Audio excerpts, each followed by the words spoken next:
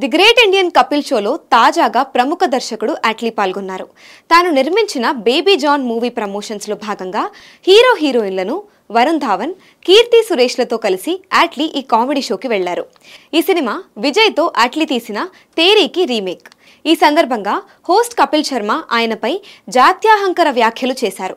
ఒక విధంగా చెప్పాలంటే చాలా అవమానకరంగా మాట్లాడారు ఆయన.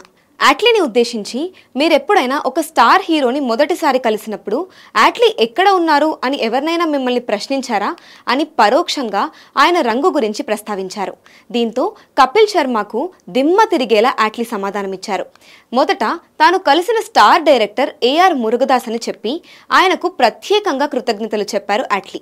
దానికి కారణం తన తొలి సినిమా రాజారాణికి నిర్మాత మురుగదాస్ కావడమే. తొలిసారి ఆయనను కలిసి కథ వినిపించినప్పుడు ఆయన తన రూపు రంగు చూడలేదని అట్లీ అన్నారు.